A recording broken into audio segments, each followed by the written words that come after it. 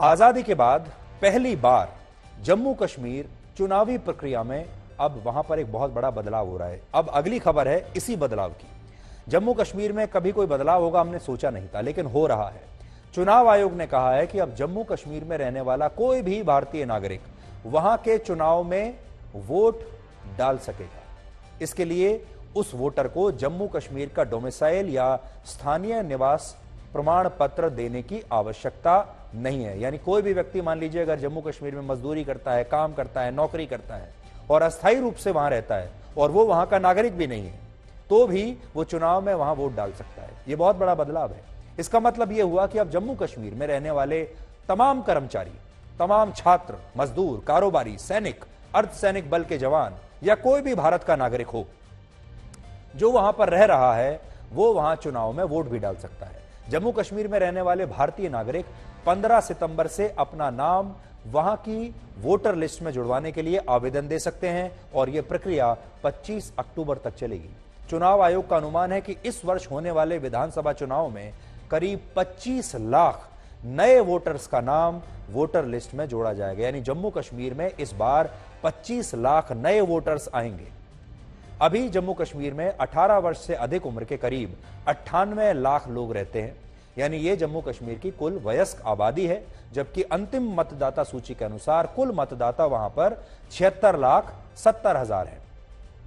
ऐसे में अगर 25 लाख नए वोटर्स और जुड़ जाएंगे तो जम्मू कश्मीर में अगले चुनाव में 1 करोड़ से ज्यादा मतदाता वोट डाल सकेंगे और यह बड़ा बदलाव है। इसमें बड़ी संख्या में 18 से 21 वर्ष की उम्र वाले वो वोटर भी होंगे जो जम्मू कश्मीर से आर्टिकल 35A हटने के बाद पहली बार वहां पर वोट डालेंगे। अब आप समझिए कि इसका असर क्या होगा। इसका असर राजनीति में तो होना शुरू हो गया है। जम्मू कश्मीर के जितने लोकल नेता हैं वो सब इसका विरोध कर रहे हैं, वो सब परेशान हैं। क्यों परेशान हैं वो आपको बताते हैं। ये जो 25 लाख नए मतदाता होंगे, इसमें करीब 20 लाख वो मतदाता होंगे जो जम्मू कश्मीर के बाहर के होंगे। ऐसा इसलिए माना जा रहा है क्योंकि 2014 से 2019 के बीच जम्मू कश्मीर में 6.5 लाख नए वोटर्स ही जुड़े थे।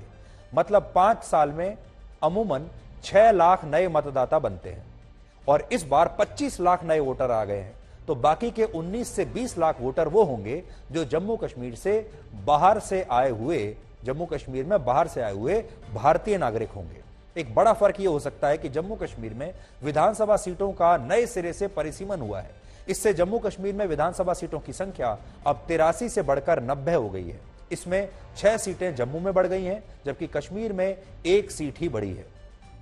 इसका मतलब यह है कि जम्मू डिवीजन की सीटें बढ़ने से जम्मू कश्मीर की सियासत में घाटी की राजनीति का दबदबा अब कम हो जाएगा, क्योंकि जम्मू की सीटें बढ़ गई हैं।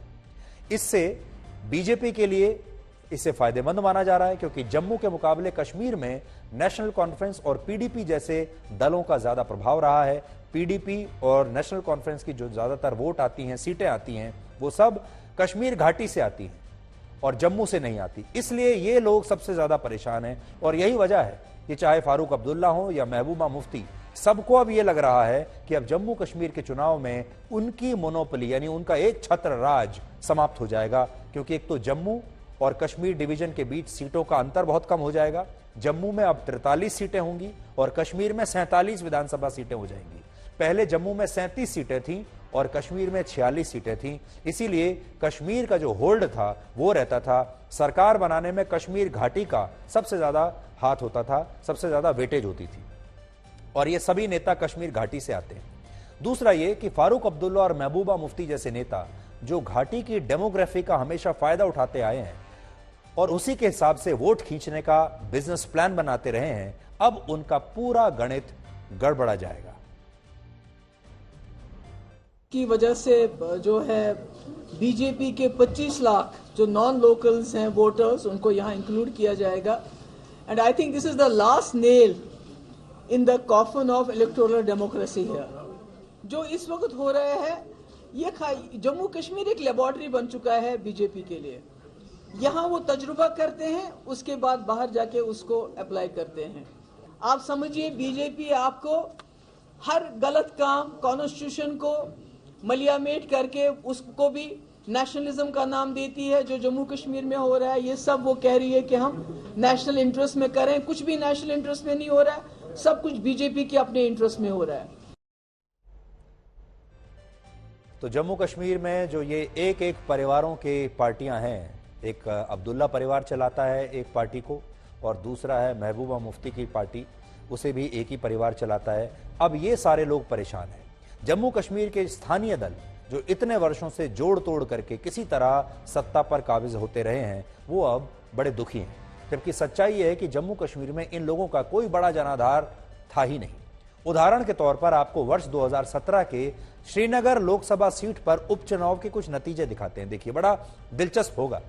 2017 में श्रीनगर की लोकसभा सीट पर 12,61,000 से ज्यादा वोटर्स थे, लेकिन जब उपचुनाव हुआ तो सिर्फ 89,881 वोट पड़े। सोचिए, 12 लाख वोटर्स में से सिर्फ 89,000 वोटर्स ने वोट डाले, जो कि सिर्फ 7% मतदान हुआ। और उसमें भी फारूक अब्दुल्ला को 48,555 वोट मिल गए। मतलब सिर्फ 3 से 4% वोट फारूक अब्दुल्ला को मिले हैं, और 3-4% वोट पाकर भी फारूक अब्दुल्ला श्रीनगर से लोकसभा के सांसद बन गए। यह है बिजनेस मॉडल। अभी तक ये सारे नेता ये चाहते थे कि जनता कम से कम चुनावों में हिस्सा ले, या तो बॉयकॉट बहिष्कार हो जाए चुनावों का, या आतंकवादी कोई धमकी दे दें, या कुछ भी ऐसा हो जिसमें जनता चुनावों में शामिल ना हो, कम से कम लोग वोट डालें। और जब कम लोग वोट डालते थे तो फायदा इनका होता था। मतलब यह कि कश्मीर के जो स्थानीय नेता हैं उन्हें जनता वोट भी नहीं देती। हालांकि जम्मू कश्मीर से अनुच्छेद 370 हटने के बाद वोटिंग पैटर्न बहुत बदला है और मतदान का प्रतिशत बहुत सुधर गया है।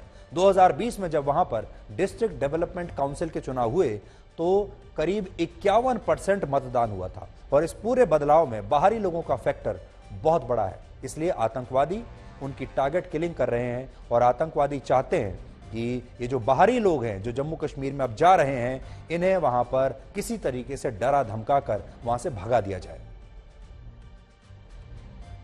तो आपने देखा होगा हाल ही में जो कश्मीर में हिंदुओं की जो किलिंग्स हो रही हैं, हिंदुओं को मारा जा रहा है, चुन चुन कर उनका नाम पूछते हैं, और अगर वो हिंदू मिलते हैं, कश्मीरी हिंदू होते हैं या ऐसे लोग होते हैं जो देश के दूसरे हिस्सों से वहां पर काम करने के लिए गए हैं, तो आतंकवादी चुन चुनकर ऐसे लोगों को मार रहे हैं। क्योंकि आतंकवादी ये चाहते हैं कि भारत के किसी भी हिस्से का कोई भी नागरिक जम्मू कश्मीर ना पहुंचे, घूमने चला जाए, एक टूरिस्ट की तरह चला जाए तो ठीक है, लेकिन अगर उसने वहां पर काम करने के बारे में सोचा तो फिर उसकी हत्या करने के पूरे वो धमकियां देते हैं। ये कारण है।